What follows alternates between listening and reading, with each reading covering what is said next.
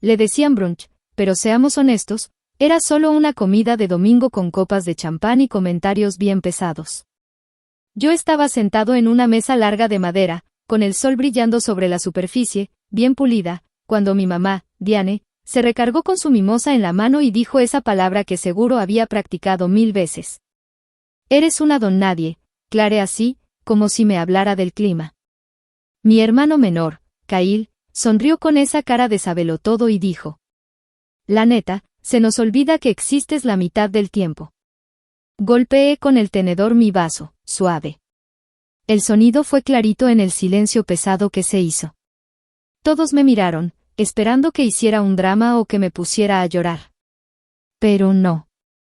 Ya hacía mucho que había aprendido que reaccionar solo les daba más armas. Esto no va a tomar mucho, dije con voz firme. Solo 3 frases. Sus caras cambiaron, entre curiosas y molestas.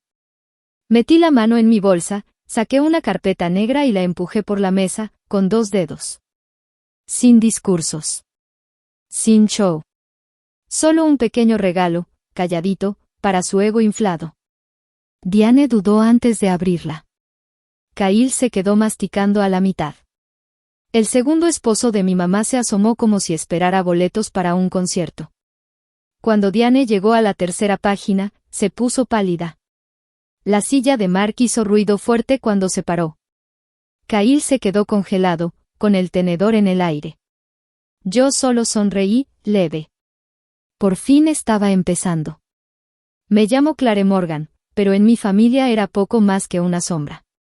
Si le preguntas a mi mamá, Diane, seguro te diría que soy callada, o complicada.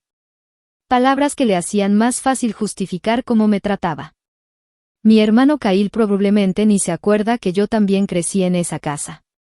Desde afuera, todo se veía perfecto, el pasto bien cortado, fotos familiares con sonrisas en la entrada, suéteres iguales en Navidad.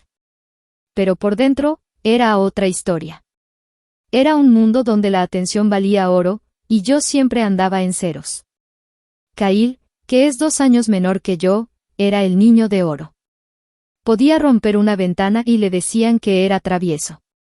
Una vez yo tiré un vaso de jugo y me mandaron a mi cuarto por descuidada y dramática. A Diane, mi mamá, le encantaba decirle a la gente que Kyle estaba lleno de vida. A mí me decía que era muy seria todo el tiempo. Hay un día que no se me olvida. Gané un concurso de dibujo en la escuela. Me dieron un diploma y una cinta. Llegué a casa feliz, orgullosa, algo que casi nunca me dejaba sentir. Se lo enseñé a Diane, apenas lo vio y me dijo: deberías enfocarte en ciencia.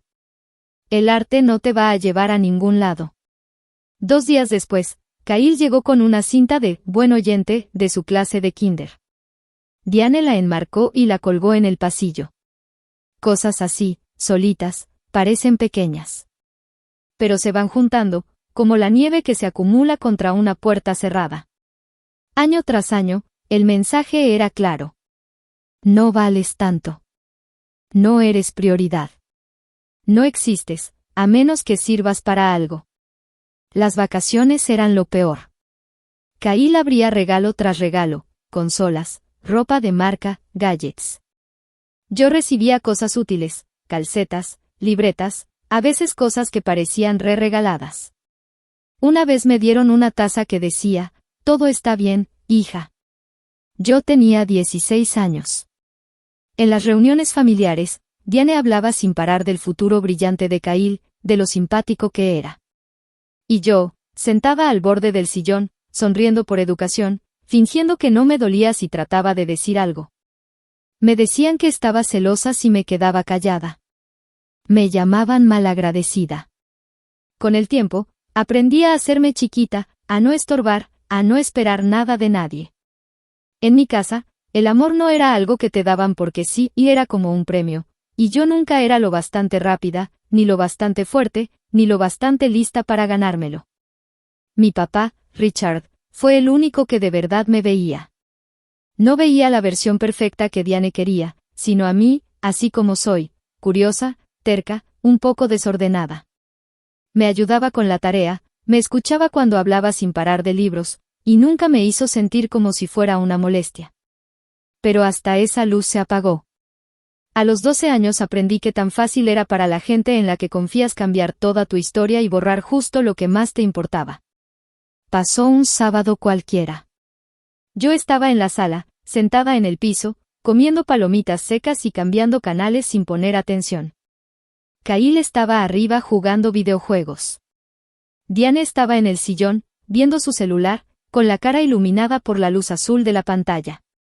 De pronto, sin decir nada, le bajó el volumen a la tele y volteó a verme. Su voz sonó tranquila, demasiado tranquila. «Necesito enseñarte algo», dijo. Y aunque tenía solo 12 años, reconocí ese tono.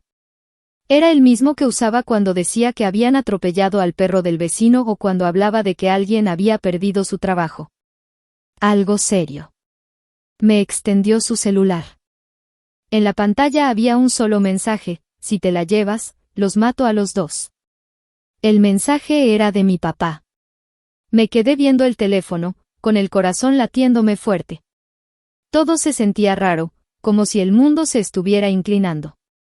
Diane se agachó a mi lado, puso una mano pesada en mi hombro y dijo en voz bajita, pero apurada: «Tienes que entender qué clase de hombre es en realidad. Te he protegido por años, solo que no quería que tuvieras miedo», me dijo Diane mientras me frotaba la espalda, como cuando una mamá consuela a su hijo después de una pesadilla, solo que esta vez, la pesadilla la había traído ella. Quise gritar que eso no podía ser cierto. Mi papá, el mismo Richard firme pero cariñoso, jamás mandaría algo tan feo. Pero ahí estaba el mensaje, en la pantalla, viéndome de frente. No lloré. Solo me quedé ahí, en shock, mientras Diane me contaba su versión, que Richard siempre había sido inestable, que había peleado por la custodia solo para manipularnos, que era un peligro que vivía al otro lado de nuestras vidas. Para el lunes ya tenía todo listo. Metió los papeles. Le quitaron la custodia. Le quitaron las visitas.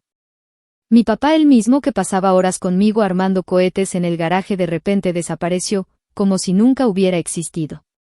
Ya no hubo llamadas, ni cartas, ni visitas. Solo silencio. Y todos me repetían que tenía que estar agradecida. Agradecida por estar a salvo, por ser libre. Pero muy dentro de mí, debajo del miedo y la confusión, una vocecita decía: algo no cuadra. Pasaron años antes de que me atreviera a escucharla. Entre más crecía, más fuertes se volvían esas dudas. Al principio trataba de ignorarlas. Era más fácil creer lo que decía Diane que pensar que todo había sido una mentira. Era más fácil convencerme de que los recuerdos bonitos con mi papá eran inventados. Que tal vez solo imaginé que me escuchaba de verdad cuando le hablaba. Pero las dudas crecen, hasta en la tierra más seca. En la universidad, escuchaba a mis amigos contar anécdotas de sus papás, cosas chiquitas, medio tontas, y algo dentro de mí dolía. Una tristeza fuerte, como si llorara por alguien que no está muerto, pero que bien podría estar enterrado. El mensaje que Diane me enseñó me daba vueltas en la cabeza.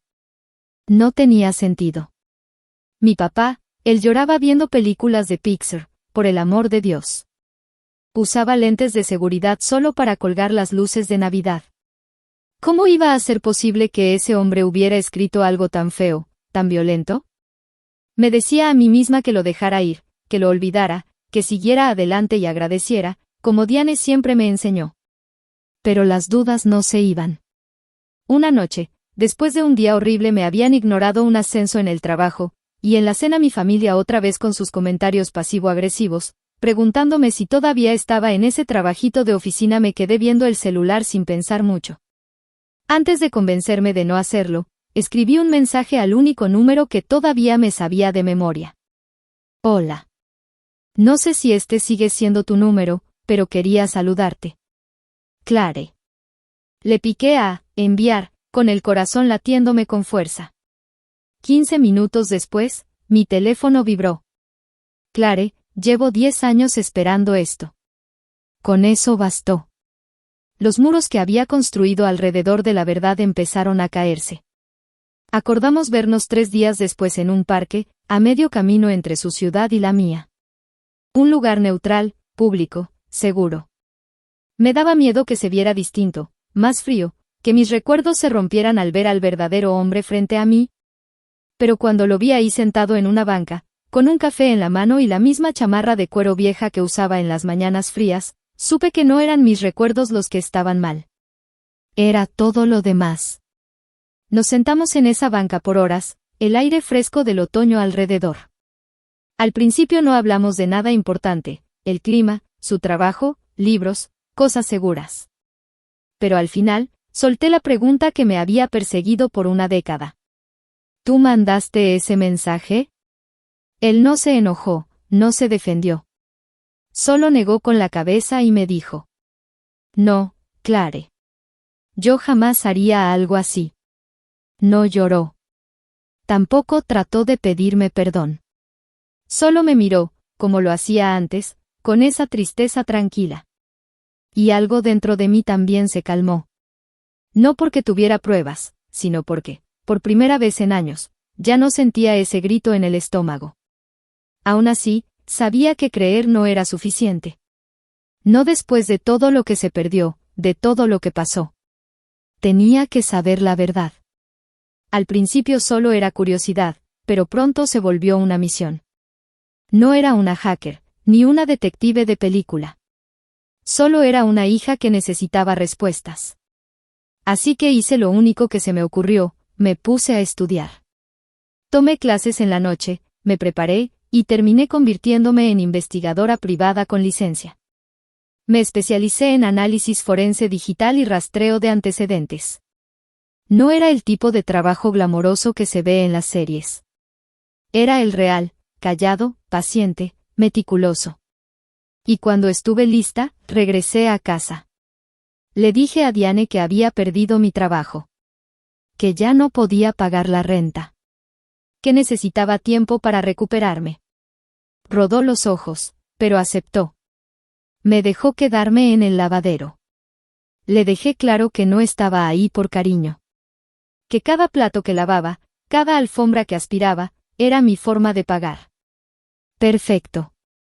Mientras Diane y Mark seguían con su vida, creyendo que yo estaba acabada, me puse a trabajar. En silencio. Por las noches.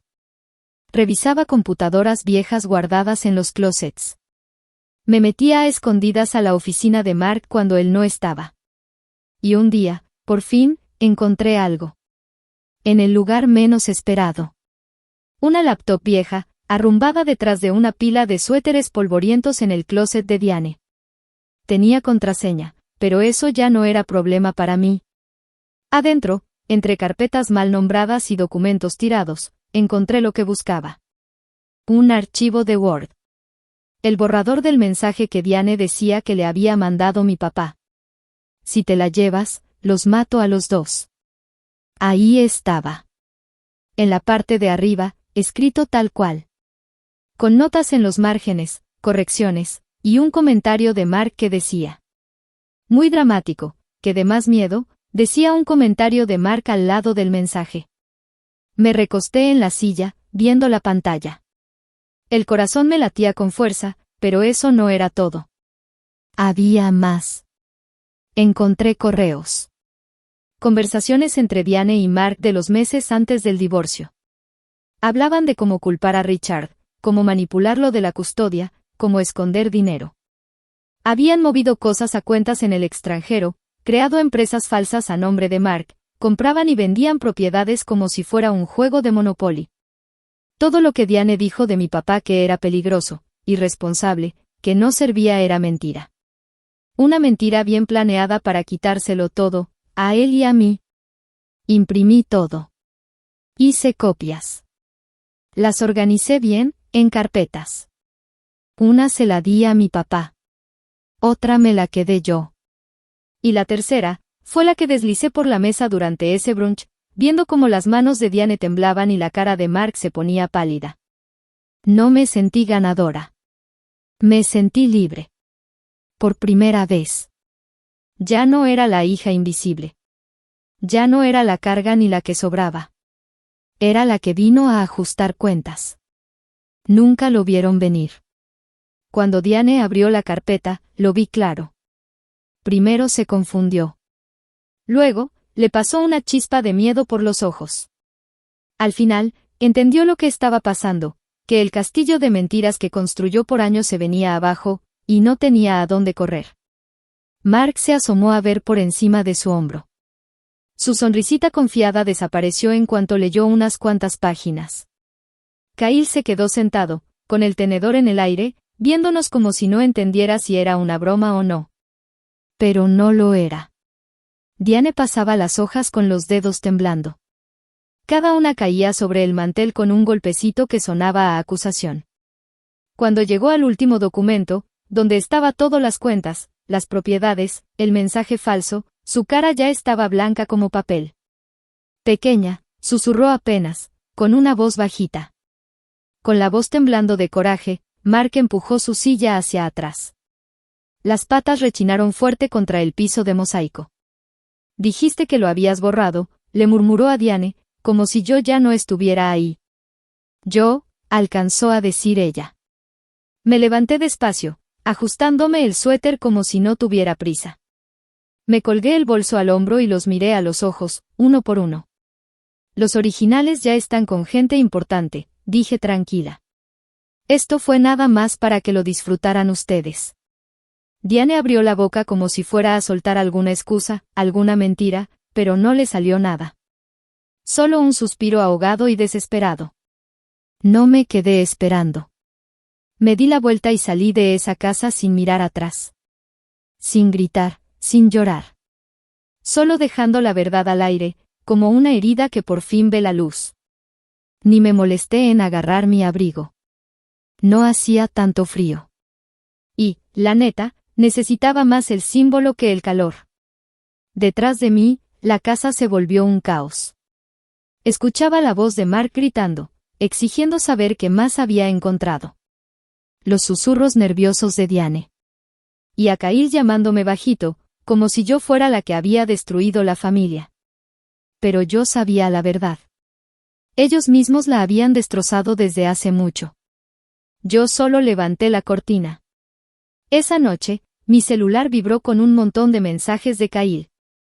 ¿Qué hiciste? Mamá está vuelta loca. Mark grita, no me dicen nada. Diane solo puso, esto no se ha acabado. No creas que ya terminaste. Vi la pantalla y sonreí. Esa sonrisa que sale del puro cansancio.